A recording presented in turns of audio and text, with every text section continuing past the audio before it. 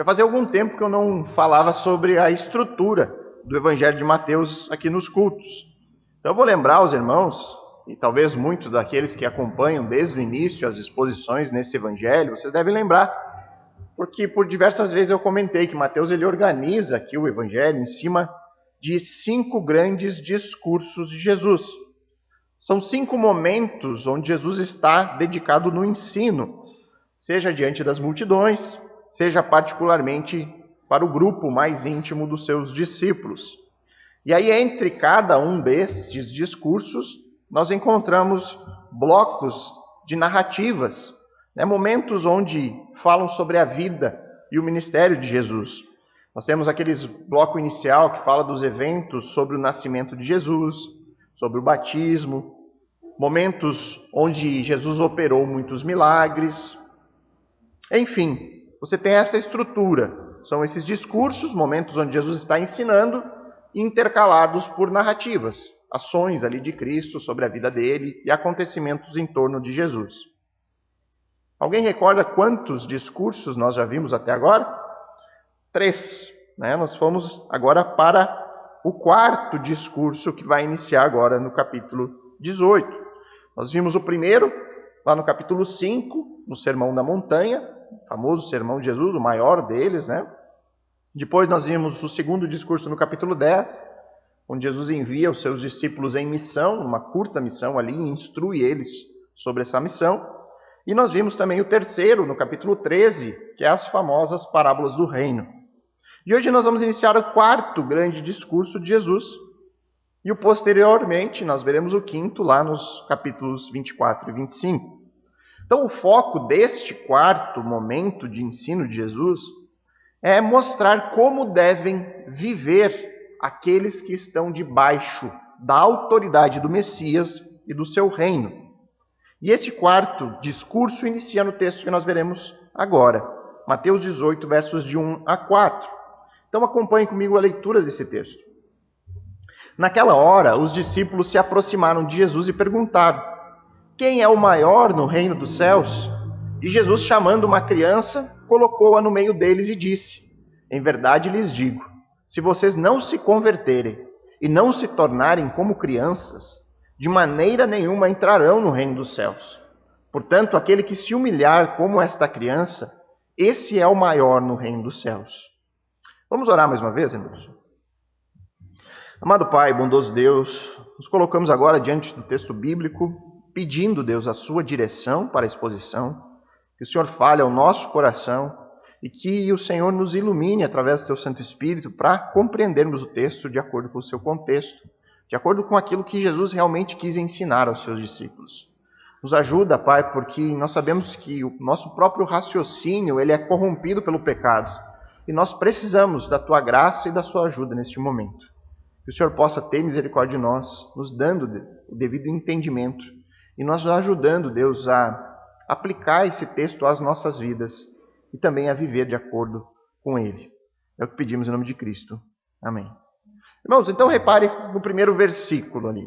Naquela hora os discípulos se aproximaram de Jesus e perguntaram: quem é o maior no reino dos céus? Quando nós lemos os relatos paralelos, às vezes o mesmo texto ele é contado pelos outros evangelistas. Normalmente você vai perceber na sua Bíblia que tem um subtítulo ali em destaque, um título para aquela sessão. No caso, na minha Bíblia, que eu uso aqui, a Nova Almeida atualizada, diz o maior no reino dos céus. Esse título não é inspirado, ou seja, não estava no escrito original do apóstolo Mateus. Esse foi o texto que os organizadores dessa edição colocaram. Talvez você tenha um título diferente. Logo abaixo, normalmente vem referências bíblicas ali. No caso aqui, Marcos 9, 33 a 37 e Lucas 9, 46 a 48. Esses textos indicam que esse mesmo evento foi contado pelos outros evangelistas. Então você pode pegar a sua Bíblia, quando você está em casa, e ver o mesmo relato sob a ótica dos outros dois, aqui no caso Marcos e Lucas. E isso às vezes nos trazem complementos importantes para o entendimento do texto. E esse é o caso aqui. Marcos, por exemplo, ele vai nos dizer lá no seu evangelho que os discípulos eles discutiram entre si sobre este assunto por todo o caminho onde eles estavam ali na sua passagem. Já Lucas afirma que Jesus ele discernia o pensamento dos discípulos. Então são duas informações complementares que nos ajudam aqui e vão nos dar uma clareza maior para entender o que está acontecendo neste momento. Então o texto diz naquela hora, ou em outras traduções, naquele momento, no momento do ministério, neste momento atual do ministério de Jesus, depois de Jesus ter ensinado pela segunda vez qual era a sua principal missão neste mundo. Os discípulos agora ainda estão preocupados em debater qual será a posição de cada um no reino messiânico. Eles têm a ideia aqui de um reino já consumado. É possível que algum tipo de vaidade tenha ocupado a mente deles aqui. E isso pode ter acontecido pelo fato de Jesus ter escolhido 3 dos discípulos para aquele famoso evento da transfiguração. Jesus escolheu Pedro, Tiago e João. E eles foram só os 3 lá para o alto monte. É possível que entre eles começou a ter esse debate. Jesus escolheu a mim. Talvez eu seja o maior no reino messiânico ao lado dele. Mas Jesus me deixou de lado neste momento. Será que eu vou ser menor do que os outros? Eles discutiram sobre esse assunto ao longo do caminho. É possível também que tenha ocorrido isso por conta do destaque que Pedro começa a ter aqui. Nós vemos Pedro à frente, confessando em nome dos discípulos. É possível que eles tenham discutido. Será que Pedro vai ser o maior no reino junto com Cristo? Será que Pedro vai ter uma posição de destaque? Mas independente de qual foi o motivo exato que levou eles a essa discussão, o fato é que eles estão aqui discutindo sobre quem será o maior na hierarquia do reino. É nítido que o pensamento deles ainda está focado na ideia de um reino consumado, de um reino sendo estabelecido naquele momento, um reino político, onde eles teriam posições neste reino. É como se eles tivessem simplesmente ignorado as palavras anteriores de Jesus sobre a sua missão. É necessário que o Messias sofra e morra na mão dos anciãos. Eles estão ali discutindo quem será o maior neste reino do Messias. É como se eles simplesmente não quisessem ouvir as palavras de Jesus. Mateus aqui, ele vai resumir o seu relato. Dos 3 aqui, nesta questão, é o mais resumido. Ele já coloca a pergunta dos discípulos de cara. E os discípulos perguntaram, quem será o maior no reino? Mas quando nós juntamos os outros evangelhos, de Marcos e de Lucas, nós conseguimos ter um quadro mais completo. Os discípulos, eles não tinham coragem de falar a Jesus o que eles estavam discutindo. Eles estavam discutindo ali, mas eles não tinham coragem de dizer qual era a discussão. Eles não tinham coragem nem de fazer a pergunta a Jesus. A pergunta que já está aqui de cara em Mateus. Mas Lucas nos diz que Jesus sabia o que estava acontecendo. Jesus sabia o que se passava na mente dos discípulos. E por conta disso, Jesus é quem questiona eles. Jesus é quem provoca a eles perguntando sobre o que vocês estão conversando. E é só depois de Jesus provocar eles que os discípulos, então, percebendo que eles não poderiam fugir do assunto, aí então eles perguntam, Senhor, quem é o maior no reino dos céus? E é depois da pergunta feita pelos discípulos que Jesus inicia então o seu 4º discurso, que tem como foco a vida prática de alguém que está debaixo da autoridade do Messias e do seu reino. E é isso que nós veremos agora. Uma lição poderosa aos seus discípulos. Uma lição que visa a maturidade daquele grupo. Mas uma lição muito poderosa para nós hoje. Uma lição importante para nós hoje. Como ser o maior no reino dos céus? Como desfrutar das grandezas do reino do Messias no seu estado consumado? Como ser grande no reino dos céus? De acordo com o ensino de Cristo, para ser o maior no reino, em primeiro lugar, é preciso conversão. Verso 2 e primeira parte do verso 3. E Jesus, chamando uma criança, colocou-a no meio deles e disse, se vocês não se converterem, de maneira nenhuma entrarão no reino dos céus. Eu vou deixar as considerações sobre a criança que Jesus chamou ali para o meio deles para o próximo ponto. Aqui eu vou focar apenas na necessidade de conversão. Jesus disse: se vocês não se converterem, de maneira nenhuma entrarão no reino dos céus.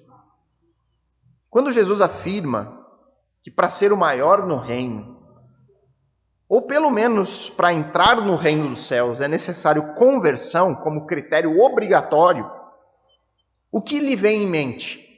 O que você pensa aí? O que você está pensando neste momento? O que é conversão? O que você pensa sobre conversão? Eu acredito que a grande maioria de nós vai pensar em conversão no sentido paulino.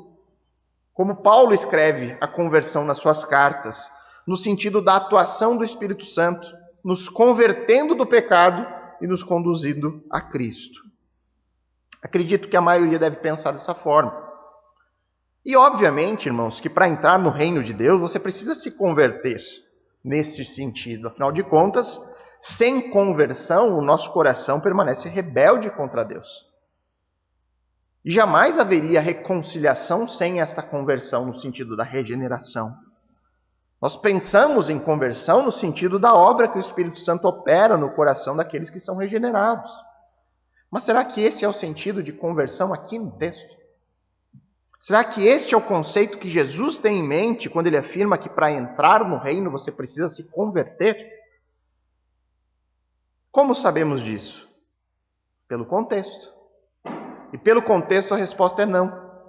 Jesus não pensa em conversão no sentido paulino de conversão. Qual é a discussão que os discípulos estão tendo no momento que eles questionam Jesus? A discussão é nítida. Esses alunos de Jesus estavam com as mentes ocupadas em um ideal terreno de um reino, no ideal terreno da sua grandeza. Eles buscavam ali entre si saber quem ocuparia os cargos mais elevados na hierarquia deste reino. Havia neles a expectativa do reino na sua forma gloriosa, sendo instaurado naquele momento pelo Messias. E por mais que Jesus já tenha falado sobre a sua missão, uma missão que envolve sofrimento e morte, eles ainda não compreendiam. Eles se negavam, talvez, a compreender. Ou se negavam a frustrar as falsas expectativas que eles tinham de reinar com Cristo naquele momento, de não ter que passar por sofrimento e morte. E é diante desta realidade que Cristo fala da necessidade da conversão. Conversão neste texto, dentro do seu contexto, é apresentada por Jesus como uma mudança de direção, uma mudança de convicção, uma mudança de expectativas sobre o Messias e o seu reino.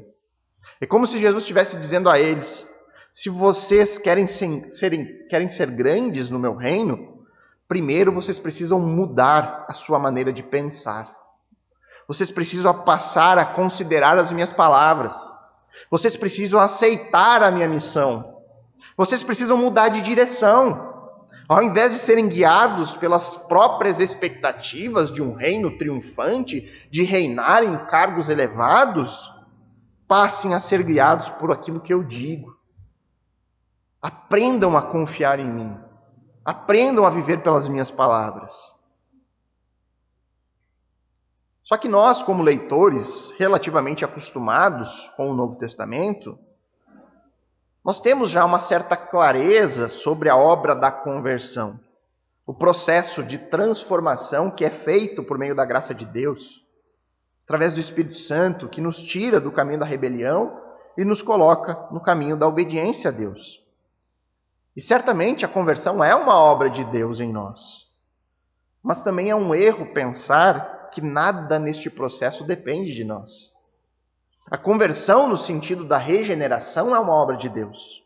Porém, a conversão que Jesus está falando aqui no texto, ela está sob a nossa responsabilidade, como estava sob a responsabilidade dos discípulos. Nós somos chamados, biblicamente, pela palavra de Deus, a uma mudança na forma de pensar. Nós somos chamados pela palavra de Deus a uma mudança de direção. Nós somos chamados pela palavra de Deus a nos arrepender. A palavra de Deus não diz: esperem o Espírito Santo trazer arrependimento a vocês. Ela nos chama: arrependam-se. A palavra de Deus nos chama, confiem em Cristo como seu Salvador e passem a viver em obediência a Ele. A palavra de Deus nos chama a responsabilidade nesse processo. E diante disso, muito me espanta, irmãos, quando pessoas se dizem cristãs e, consequentemente, se dizem discípulos de Jesus, mas vivem vidas como se nada de novo tivesse acontecido. Não há mudança de direção. Não há mudança de expectativas. Esta mudança que Jesus está chamando os discípulos a terem. Vocês pensam dessa forma? Mudem esse pensamento. Renovem essa maneira de enxergar as coisas. E nós temos esse exemplo semelhante dos discípulos ocorrendo nos nossos dias. Pessoas que frequentam igrejas cristãs, que escutam o Evangelho, que dizem seguir a Cristo, mas os seus planos de vida, antes e depois de Cristo, continuam os mesmos. Não querem mudar os seus planos, as suas expectativas, os seus projetos, os seus desejos. Continuam pensando, eu tenho que trabalhar para ter uma aposentadoria gorda e desfrutar da minha velhice. Eu gosto muito de uma pregação do John Piper, ele fala, não desperdice a sua velhice.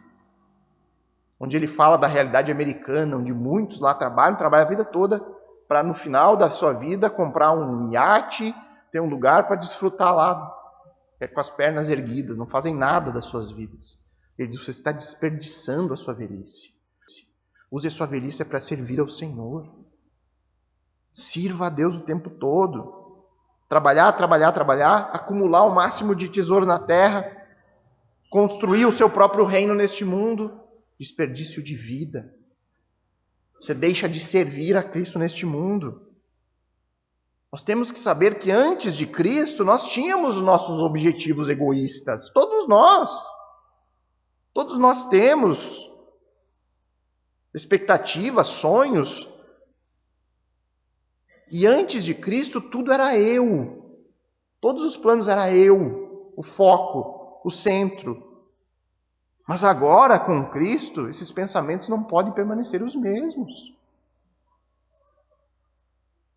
Parece que muito crente, aqueles que se dizem crente, a única alteração que ocorre na vida é a mudança do vocabulário. Você começa a ouvir ele falar um glória a Deus aqui, um aleluia ali, um tá amarrado aqui, acolá. Parece que a única coisa que muda, a vida permanece a mesma. Um assunto que nós temos falado recorrente, que é algo que precisa ser mudado no meio evangélico, eu falo especificamente da igreja local, a realidade do namoro, a visão de namoro dos jovens dos nossos dias é muito moldada pela sociedade, pelo mundo e pouco moldada pela Bíblia. E a gente tem enfatizado, nós precisamos rever isso, nós precisamos mudar isso. Porque como pode dois jovens crentes ter um relacionamento nos mesmos padrões do mundo?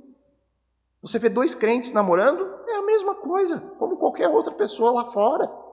Como que isso pode ser a vontade de Deus para a nossa vida?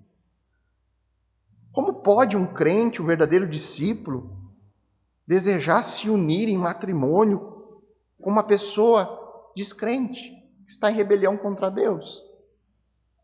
Como pode um membro da família de Deus querer se unir em um relacionamento por toda a sua vida com um membro da família de Satanás?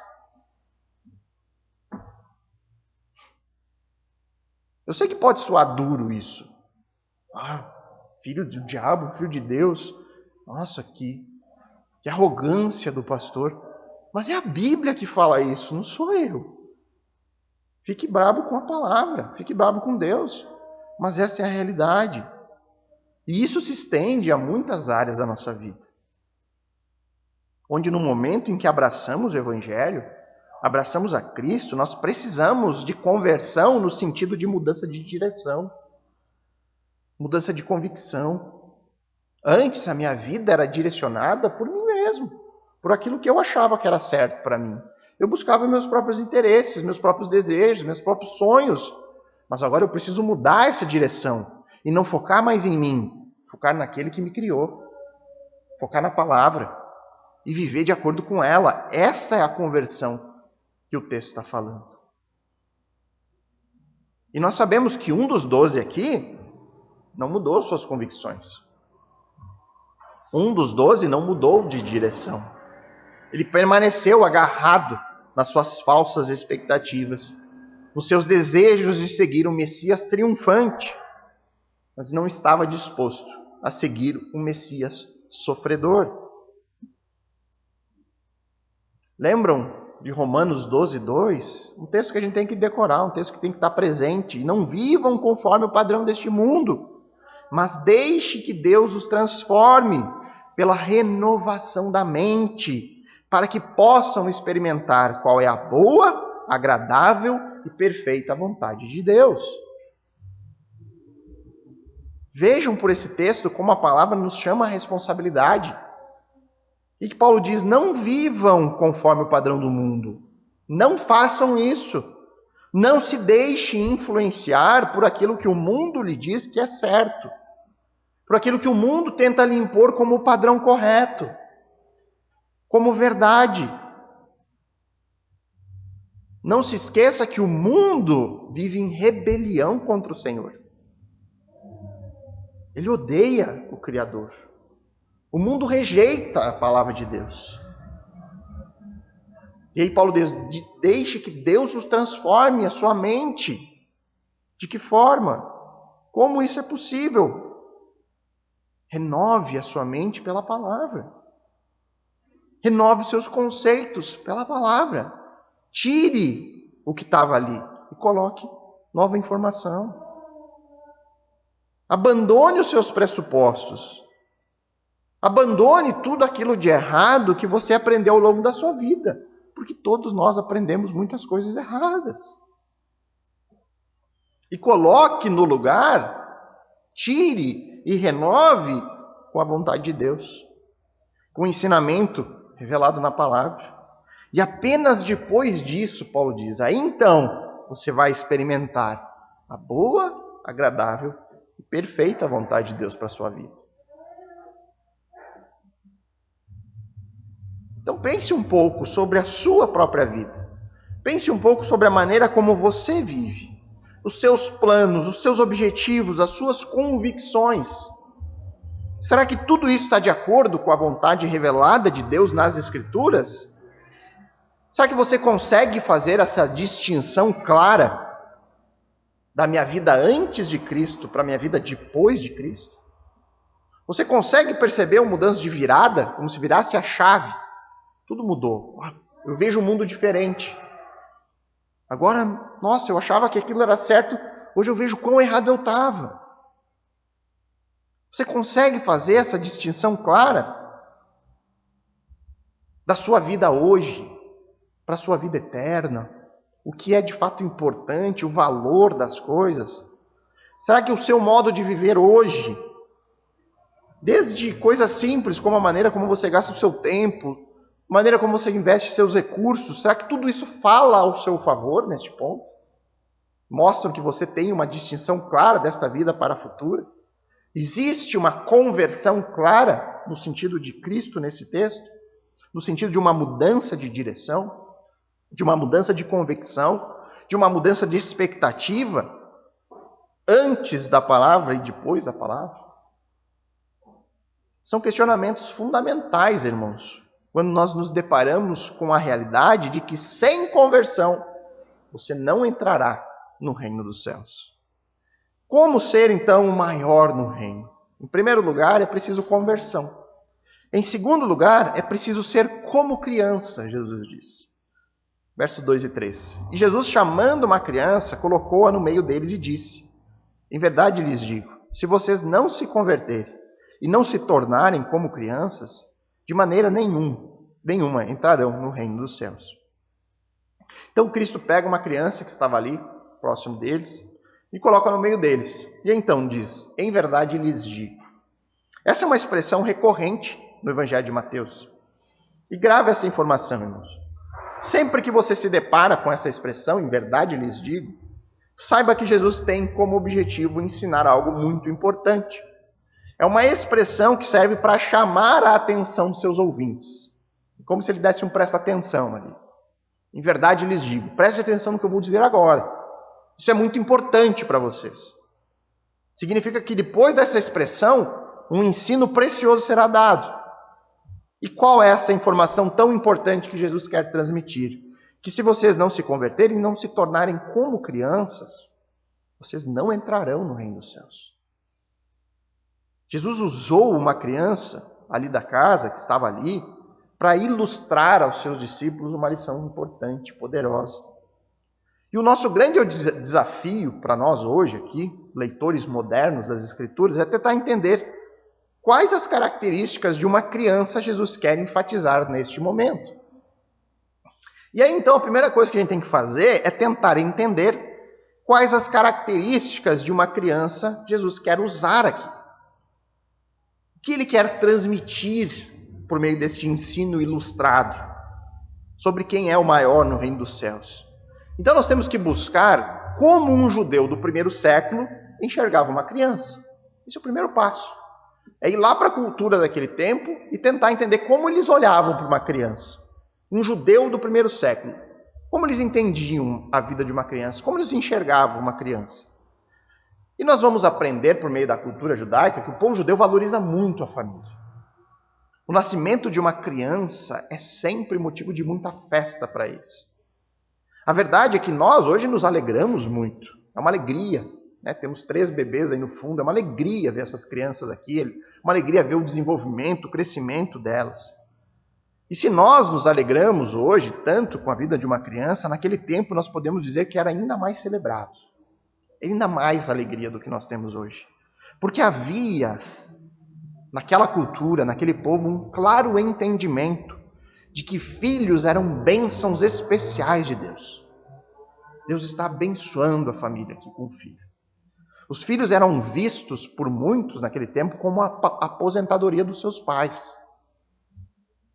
Hoje nós fazemos previdência. Naquele tempo era filhos. Os filhos eram a aposentadoria dos seus pais. Famílias com muitos filhos eram famílias muito fortes. Por quê? Porque eles teriam mão de obra para defender a propriedade. Muitos filhos defenderiam, caso uma guerra, uma invasão, qualquer coisa. E também eles tinham mão de obra trabalhadora para plantar, para cuidar dos rebanhos. Enfim, a família grande era uma família forte. Uma diferença importante daquele tempo para nós hoje é que você dificilmente veria um filho desobedecendo seus pais na rua. Algo tão comum em nossos dias. Provavelmente você já viu até alguma criança bater na cara dos seus pais por aí. Eu já vi. No supermercado, uma criança metendo a mão no cara da mãe dela. Isso você não veria naquele tempo. Por quê? Porque a lei judaica era muito severa com filhos desobedientes.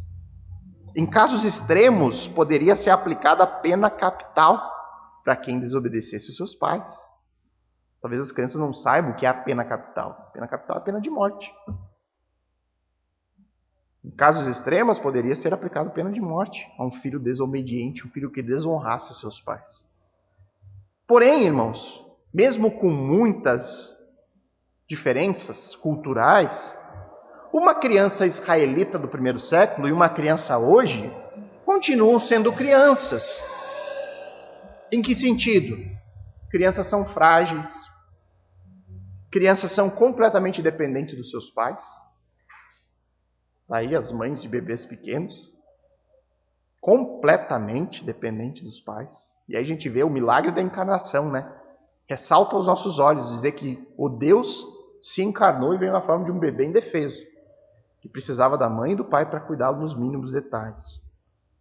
Crianças são dependentes, são limitadas tanto em força quanto em conhecimento. Elas precisam se desenvolver. São simples, são extremamente sinceras. Pergunte para o pastor Adriano, na escola bíblica, culto infantil, quantidade de perguntas cabeluda que ele recebe, porque as crianças não têm o pudor que nós temos de, eu estou com vergonha de perguntar, vai lá e pergunta mesmo, né? Crianças são muito sinceras, crianças são modestas, mas principalmente, conforme a característica que Jesus vai destacar no verso 4, as crianças são humildes. Jesus não está defendendo aqui que os seus discípulos precisam ser ingênuos, no sentido de não questionar nada. Aceitem o meu ensino. Porque criança aceita qualquer coisa que você fala. Se você ensinar uma criança que elefante voa, dependendo da idade, ela vai aceitar aquilo e vai achar, meu pai disse que elefante voa. É verdade. Ela não questiona se é verdade ou é mentira. Ela aceita, mas Jesus não está dizendo isso. Não é este o ponto de Jesus aqui. Não é disso que se trata. Nós temos que extrair o sentido dentro do seu contexto. O assunto que levou os discípulos a se questionarem diz respeito ao egocentrismo deles. Quem era o maior? Quem era o mais importante? Quem vai ser aquele que vai ocupar os melhores cargos? Quem herdará a melhor hierarquia no reino dos céus? É a partir disso que nós temos que olhar as características que Jesus quer ressaltar. Uma criança, ela depende completamente dos seus pais e humildemente ela não se preocupa com a sua posição social. Uma criança não se preocupa com isso. A maior alegria de uma criança é a comunhão amorosa no relacionamento familiar. É a maior alegria. A maior alegria de uma criança não é ter uma casa maravilhosa. Não é ter um ótimo carro. Não é fazer viagens caras. A maior alegria de um filho é ver pais que se amam. Você quer ver seus filhos alegres? Amem uns aos outros. O casal, pai e mãe, se amem e mostrem aos seus filhos o seu amor. A criança vai ser feliz, independente do que ela tenha materialmente. O amor de uma criança pelos seus pais não está atrelado à condição social. Aquilo que os pais poderão providenciar materialmente. A criança não se preocupa com a marca da roupa que ela está usando. Ela não se preocupa se a casa onde ela mora é alugada ou é própria. Ela apenas confia que os seus pais providenciarão para ela tudo aquilo que ela precisa. Se vocês não se tornarem como crianças, de maneira nenhuma entrarão no reino dos céus. Os discípulos precisam abrir mão do seu egocentrismo e passar a ter as características de uma criança nesse sentido. Depender humildemente de Cristo. Confiar que Ele providenciará todas as suas necessidades.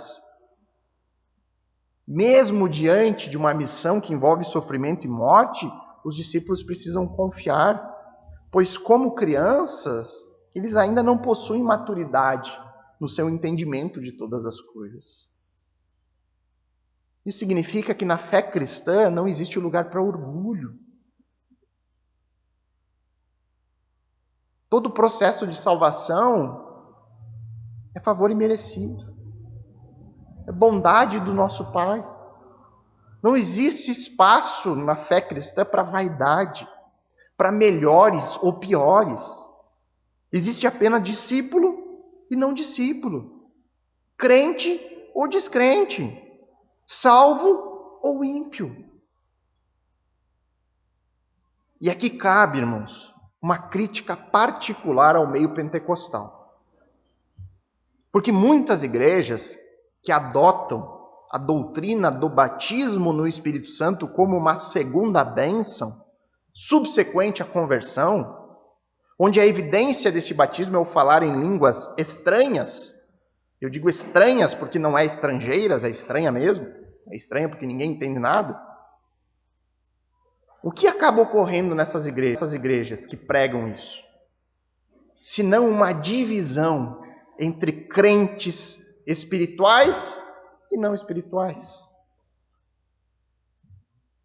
Ocorre uma divisão no corpo. Existe ali, dentro do meio pentecostal, uma hierarquia de crentes. Crentes maiores e crentes menores. Mas não é essa exatamente a crítica de Jesus aos seus discípulos. Não é exatamente esta a crítica de Jesus a não nos exaltarmos pessoalmente. Não é isso que Cristo está combatendo no texto. Sinceramente, irmãos, aonde está a humilde dependência? Outra aplicação sobre isso. Quantas pessoas buscam uma igreja cristã com o objetivo de encontrar algum benefício pessoal? Eu já tratei sobre esse assunto em outras oportunidades, porque normalmente a pessoa vem a Cristo pelos motivos errados. A pessoa busca Cristo por algum problema financeiro, por algum problema no casamento, por algum problema de saúde. Normalmente ela quer algo para si. Mas aí a pessoa vem até a igreja buscando algo nesse sentido, benefício próprio, e encontra o evangelho sendo pregado. E ela escuta o evangelho. E o evangelho mostra qual é o nosso grande e real problema. Não é o seu problema financeiro o seu problema. Não é o problema de saúde o seu grande problema. Não é o problema do seu casamento o grande problema. O grande problema é que você está condenado. Nosso grande e real problema é o pecado. E aí você encontra um Salvador. Poxa, eu preciso ser salvo então, se esse é o meu grande problema. E aí você encontra Cristo e reconhece nele aquela pessoa que pode lhe salvar disso. Você encontra em Cristo e na fé cristã não um caminho para o fim dos seus problemas nessa vida, mas um caminho para a comunhão com o Pai. Um caminho para a vida eterna, que é muito mais importante do que nos livrarmos do sofrimento hoje. Só que o problema é que muitas pessoas que buscam Cristo pelos motivos errados acabam em igrejas que pregam os motivos errados, que pregam aquilo que ela quer ouvir, que em Cristo ela vai ter sucesso, que em Cristo vai ter todos os seus problemas resolvidos, que Jesus vai lhe dar uma vida melhor neste mundo, que Cristo é o fim de todos os seus problemas. Um evangelho focado no homem e não no Salvador dos homens.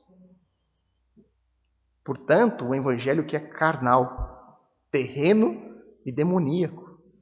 O que nós precisamos é ser como crianças, dependentes de Deus, contentes com tudo aquilo que o Pai tem nos providenciado hoje, contentes com o nosso relacionamento de amor com Ele, um amor que foi demonstrado na cruz, na certeza de que Deus fará tudo aquilo que nós precisamos. Se nós queremos muito algo e não temos, é porque nós de fato não precisamos. Porque Deus nos dá tudo aquilo que nós de fato temos necessidade. Nós temos que confiar nele. Que mesmo talvez quando Deus nos disciplina, Ele faz isso como um pai amoroso, que está nos ensinando pela disciplina, que está moldando o nosso caráter, que está nos impondo limites, que está nos fazendo reconhecer que nós não somos nada. Mas na certeza de que tudo é para o nosso bem. Assim como nós, quando disciplinamos os nossos filhos. Tenho certeza que as minhas filhas não olham para mim depois da disciplina como um carrasco, como alguém que não ama elas. Elas sabem que é por amor que elas são disciplinadas. Como ser o maior no reino? Em primeiro lugar, é preciso conversão. Em segundo lugar, é preciso ser como criança. E para finalizar, em terceiro lugar, é preciso seguir os passos de Cristo. Verso 4, ele diz: portanto, aquele que se humilhar como essa criança, esse é o maior no reino dos céus. Jesus destaca aqui uma característica particular da criança que todos os seus discípulos devem buscar no tempo presente: a humildade. Alguém que realmente se torne humilde como esta criança, este é o maior no reino dos céus. Mas Jesus não é só um mestre de moral, um professor que ensina apenas teoria. Jesus é um mestre que ensina de forma muito mais contundente, por meio do seu próprio exemplo. Jesus não é um hipócrita, como ele mesmo acusava os líderes da religião judaica, que interpretavam um papel como numa peça teatral. São personagens ali, estão interpretando pessoas que eles não são. Jesus não prega uma coisa e vive outra, como tantos exemplos que nós encontramos até hoje. Jesus pede aos seus discípulos humildade como de uma criança, mas ele mesmo é o maior exemplo de humildade dependente que nós vamos poder encontrar.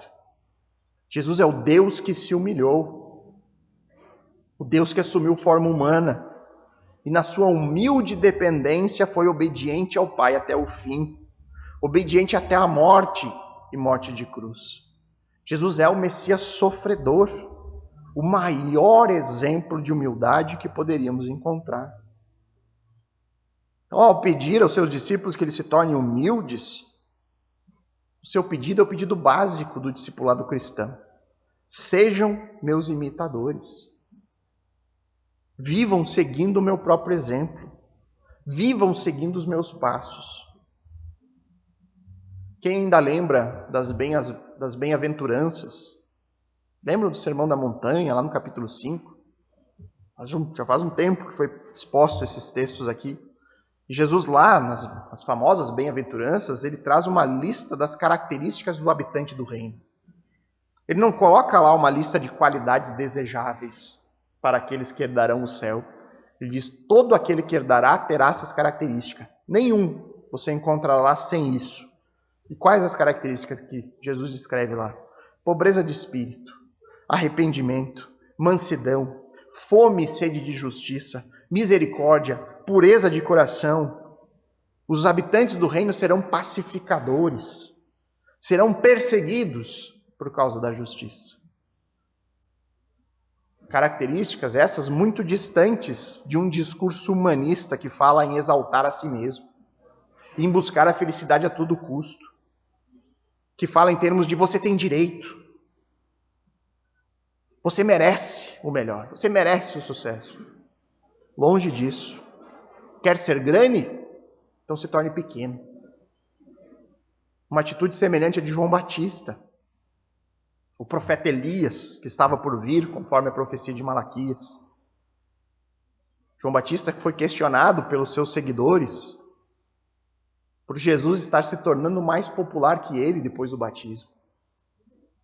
Os discípulos de João foram lá, João, o que você entende disso? Olha só, esse Jesus está se tornando maior que você. O que João responde? Convém que ele cresça e que eu diminua. Evangelho de João 3,30. O discipulado cristão envolve negar a si mesmo. Envolve abrir mão das suas expectativas. Muitas vezes abrir mão de sonhos, de desejos pessoais. Envolve humildade e não orgulho.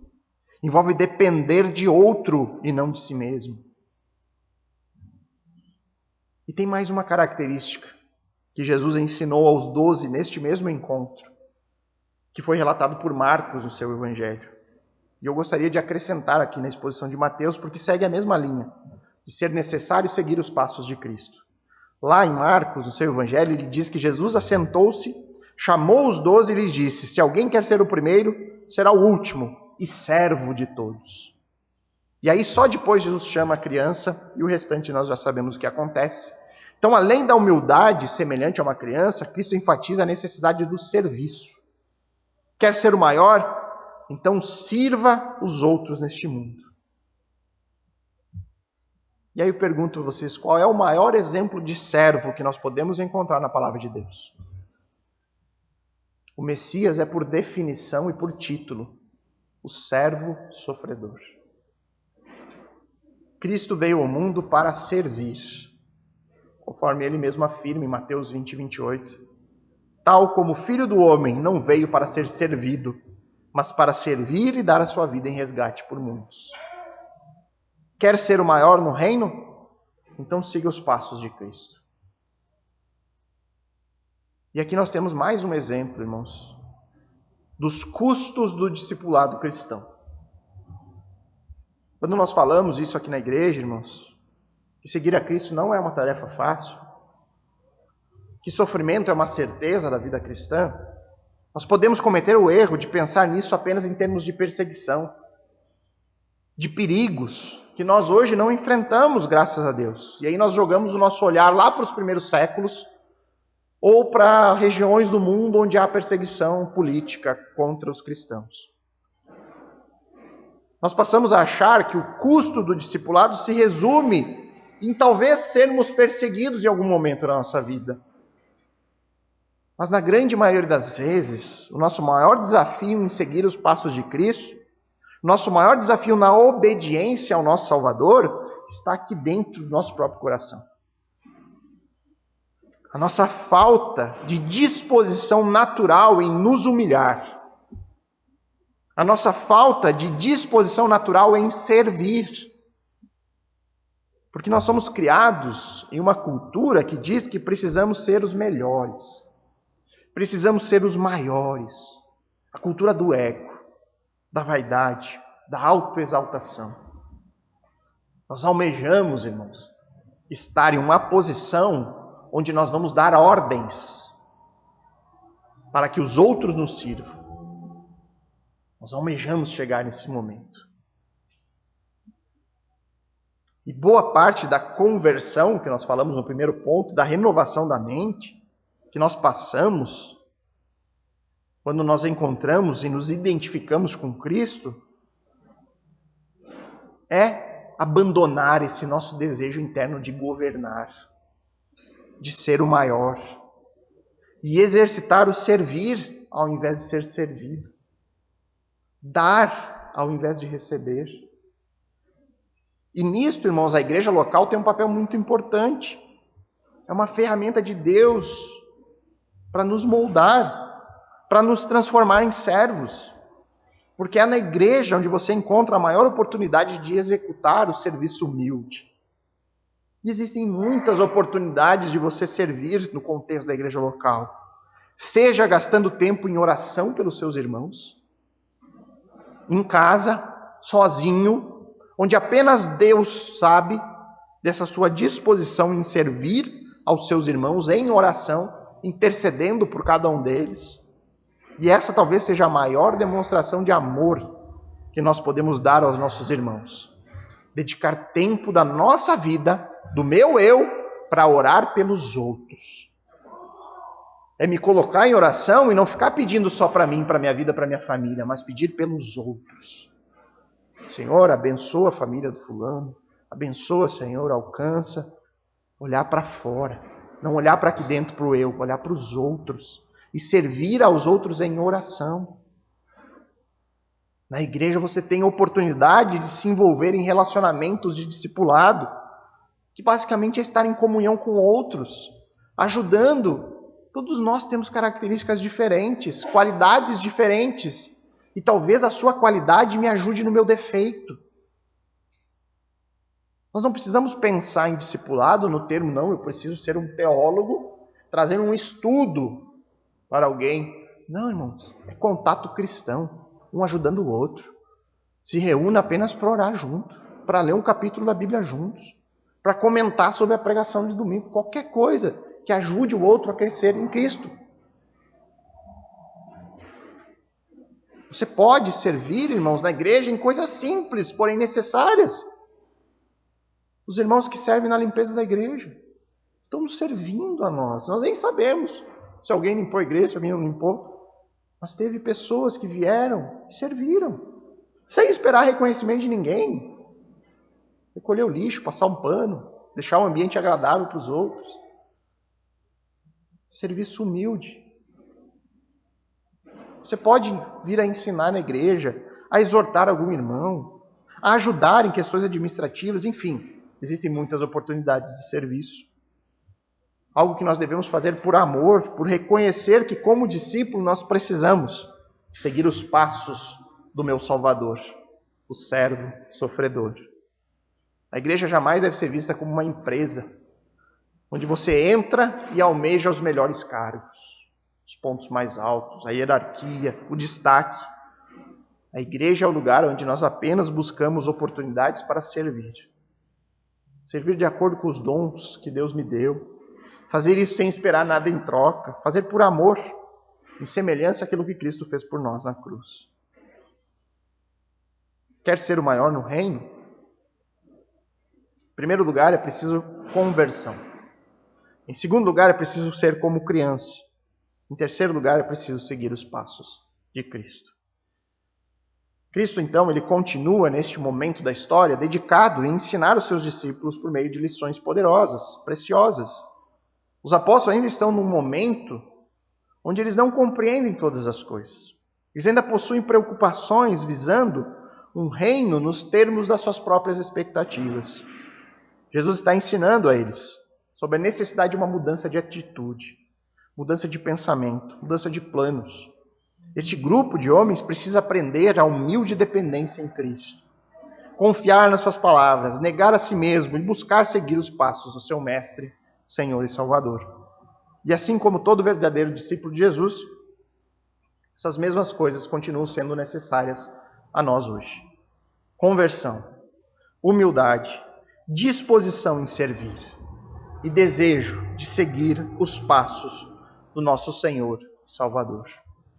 Quer ser maior no reino dos céus? Quer herdar as maravilhosas promessas de Deus para a vida eterna? Então seja o menor neste mundo. Siga o exemplo de Cristo. Seja servo e viva a sua vida com os olhos na eternidade. Vamos orar. Bondoso Pai, amado Senhor, nos colocamos em oração, depois da exposição do texto bíblico, diante do Teu trono, Senhor, da Tua santa presença, confiando que isso é possível apenas pelos méritos de Cristo, aquilo que Ele fez por nós na cruz do Calvário, e desejamos que o Senhor nos ajude, nos dê a Sua graça e a Sua misericórdia sobre nós, que Teu Espírito nos regenere, a cada um de nós aqui, o nosso coração, mude ele, nos dê uma disposição para obedecê-lo, para servi-lo, para buscar a Cristo como o único e suficiente Salvador. E nos ajuda, Pai, naquilo que cabe a nós, a nossa parte neste processo. O quanto nós precisamos, Deus, converter nossa maneira de pensar, mudar, Deus, renovar nosso pensamento. Nos ajuda a ter forças e vontades para fazer isso. Não nos deixa como crentes infrutíferos, crentes que não servem ao reino de Deus neste mundo. Nos ajuda a sermos aqueles que de fato produzem grandes coisas, grandes frutos neste mundo e que usam a sua vida, Deus, com um claro propósito de servir a Deus em todas as coisas. Independente de onde estivermos, no nosso trabalho, na escola, onde quer que o Senhor nos leve, nos ajuda a colocar o Senhor como o centro de tudo. Nós estamos em missão neste mundo. Nós devemos viver aqui com os olhos na eternidade. Nós sabemos o quanto isso é difícil muitas vezes. O quanto mesmo as dificuldades e os sofrimentos certos dessa vida nos levam a querer desviar os olhares daquilo que a palavra de Deus nos fala, nos revela e nos orienta.